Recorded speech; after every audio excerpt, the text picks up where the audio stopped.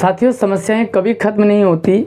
एक समस्या से निजात मिलती है तो उससे और भी बड़ी समस्या ठीक हमारे सामने खड़ी हो जाती है। ऐसा ही हाल माहौल हमें एक बार फिर से दिल्ली के सरकारी स्कूलों में देखने को मिलने वाला है।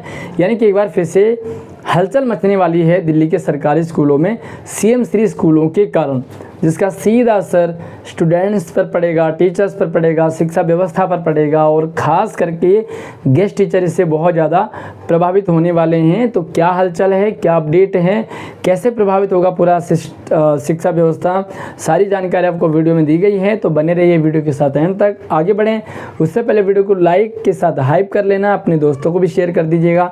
चैनल पर पहली बार आए हों तो सब्सक्राइब कर लेना, ताकि इन फ्यूचर आने वाली सारी एजुकेशनल अपडेट आपको लगातार मिलती रहेगी। आपकी जानकारी के लिए दिल्ली शिक्षा विभाग ने एक और पैटर्न बदला है और कुछ स्कूलों को CM श्री में बदला है। इनकी संख्या 75 है, जिसमें 33 स्कूल जिनमें बच्चों का एंट्रेंस टेस्ट के बाद एडमिशन हुआ है।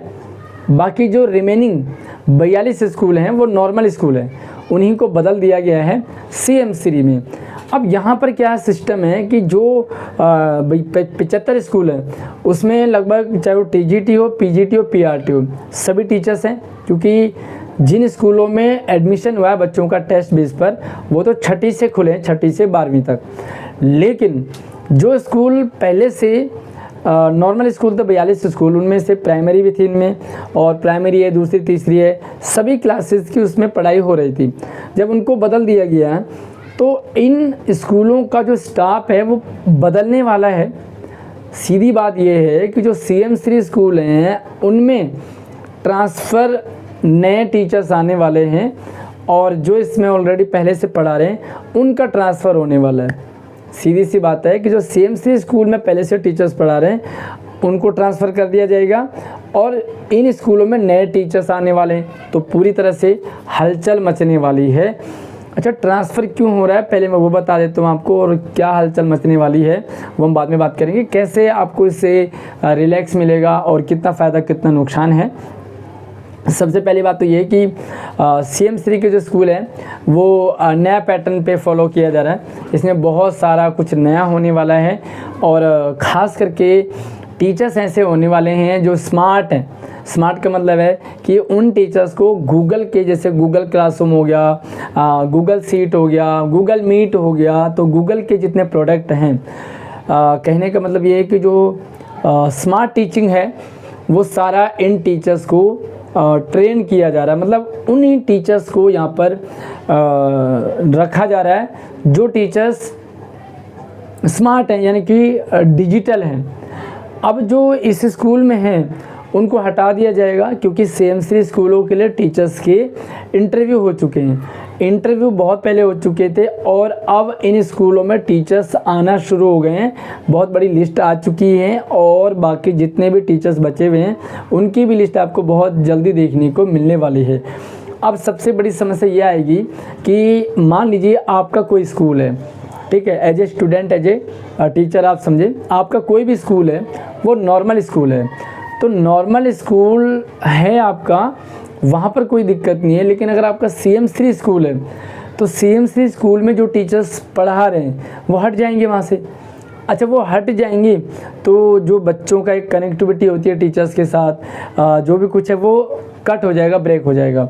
वहाँ पर नए टीचर्स आने वाले हैं, तो जो टीचर पहले पढ़ा था वो हट गया, जो टीचर्स नया आएगा वो वहाँ पे आएगा। अच्छा, जो नया आ रहा है वो किसी न किसी स्कूल में पढ़ा रहे होंगे, तो जो ऑलरेडी किसी स्कूल में पढ़ा रहे वो वहाँ से हिल गए। इसका मतलब जिस स्कूल से वो आ रहे हैं वहाँ का जो स्टाफ कम हो गया, और जो बच्चों की कनेक्टिविटी टीचर से होती है वो फिर से डिस्टर्ब हो जाएगी।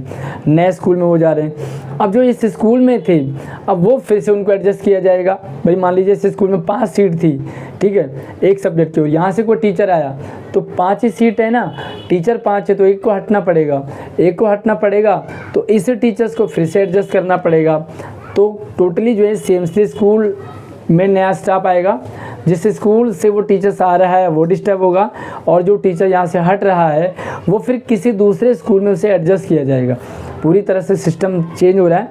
TGT, PGT और PRT तीनों तरह के हैं, क्योंकि जो 33 स्कूल है 33, उनमें टेस्ट बेस पे बच्चों का एडमिशन हुआ है। छठी से लेकर के 9, 10, 11, 12 भी वहाँ पे चल रही है।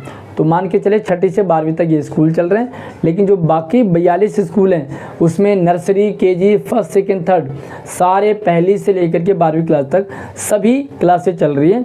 तो वहाँ पे आपको पीआरटी की ज़रूरत पड़ेगी, टीजीटी और पीजीटी की ज़रूरत पड़ेगी। अब सबसे बड़ी समस्या आती है बच्चों के साथ। बच्चों का जो कनेक्शन होता है टीचर्स के साथ वो कहीं ना कहीं ब्रेक होगा, इधर से उधर होगा, सिस्टम तो उथल पुथल मचेगी।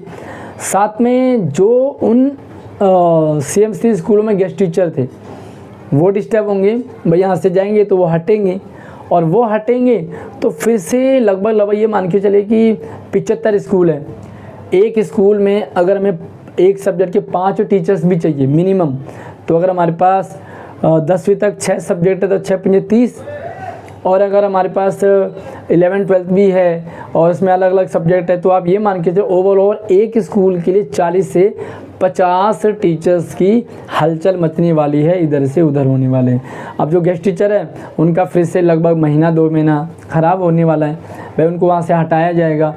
कुछ ऐसे भी टीचर्स होंगे जिनको कुछ ही टाइम पहले उन स्कूलों में ट्रांसफ़र अलॉट किया गया, अब ये नीचे टीचर आएंगे तो फिर से हटेंगे, तो फिर से उथल पुथल बड़ी मचने वाली है। ओवरऑल जो सबसे बड़ी समस्या आती है वो गेस्ट टीचर्स की आती है, क्योंकि गेस्ट टीचर ही नहीं बल्कि उन स्कूलों में परमानेंट टीचर्स भी प्रभावित होंगे।